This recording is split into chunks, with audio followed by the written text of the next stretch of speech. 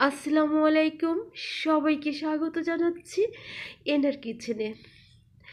আমি অনেক দিন অসুস্থ, যে কারণে খুব ভালো রেসিপি আপনাদের সাথে শেয়ার করতে পারছি না, তবে চেষ্টা করছি। তো যাই হোক, আজকে যেটা করতে গিয়েছিলাম একদম তার বিপরীত একটা রেসিপি তৈরি করে ফেলেছি। আমি নারিকেলের কাটা পিঠা তৈরি করতে গিয়ে নারিকেলের পুরভরা পরাটা তৈরি করে ফেলেছি, কিন্তু এটা অত্যন্ত মজাদার হয়েছে।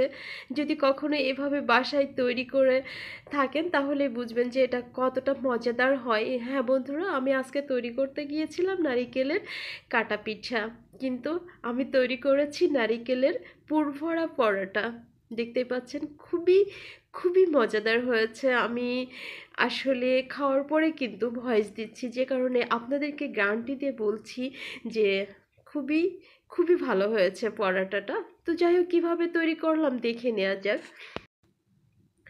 আমি প্রথমেই পরোটা তৈরি করার জন্য যে পুরটা তৈরি করছি, আর এর মধ্যে দিয়েছি নারিকেল, চিনি দিয়েছি, এলাচ, আর দিয়েছি আগে থেকে জাল করে রাখা দুধ।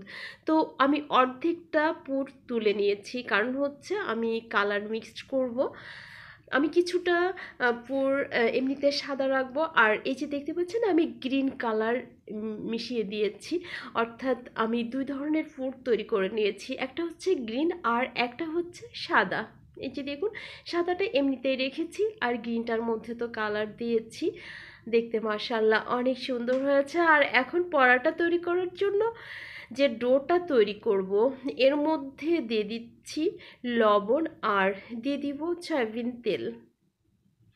দেখতে পাচ্ছেন আমি পরিমাণ মতো সয়াবিন তেল দিয়ে দিলাম। এবার খুব ভালো করে মিশিয়ে নিচ্ছি। আর আমি একটু গরম পানি দিয়ে এই ডোটা তৈরি করে নিব। এই যে দেখতে পাচ্ছেন আমি খুব ভালো করে তেল মিশিয়ে নিয়েছি, এরপরে গরম পানি দিয়ে ডোটা তৈরি করে নিচ্ছি।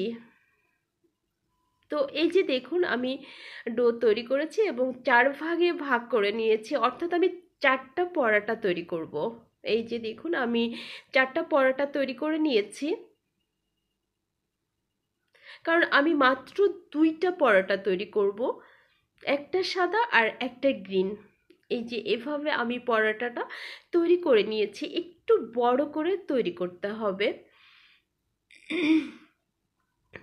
আর চুলায় বসিয়ে দিয়েছি একটা ফ্রাই প্যান, দিয়েছি পর্যাপ্ত পরিমাণে সয়াবিন তেল গরম হওয়ার জন্য।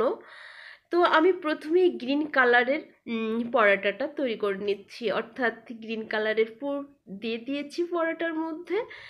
তো উপর থেকে আরেকটা পরোটা দিয়ে দিব। এই যে এইভাবে সাইড থেকে খুব ভালো করে এই যে এঁটে দিয়েছি। দেখুন মাশাআল্লাহ, ডিজাইনটা কিন্তু অনেক সুন্দর হয়েছে। এবার আমি তেলের উপরে ছেড়ে দিয়েছি, খুব লো হিটে ভেজে নিতে হবে। এই যে দেখুন, তো আমি এই সাইডটা উল্টে দিয়েছি, শুধুমাত্র 2বার উল্টে দিয়েই ভেজে নিতে হবে।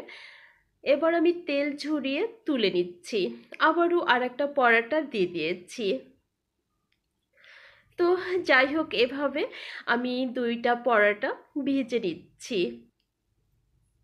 আসলে কাটা পিঠা তৈরি করতে গেলে বেশ ঝামেলা করতে হয়, কিন্তু এভাবে পরোটা তৈরি করতে গেলে একটুও ঝামেলা করতে হয় না, খুব সহজেই হয়ে যায়। যে কারণে আমি আজকে এভাবে নারিকেলের পুর ভরা পরোটা তৈরি করে নিলাম।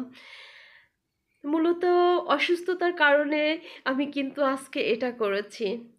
তবে স্বাদ একটুও কম হয়নি, বরং খুব বেশি স্বাদের হয়েছে। বন্ধুরা, যদি আমার আজকের এই রেসিপিটা আপনাদের ভালো লেগে থাকে অবশ্যই কিন্তু বাসায় ট্রাই করবেন, ইনশাল্লাহ ভালো হবে। আর আমার রেসিপিটা দেখার সময় আপনারা অবশ্যই লাইক দিয়ে দেখবেন আর সুন্দর একটা কমেন্ট করবেন।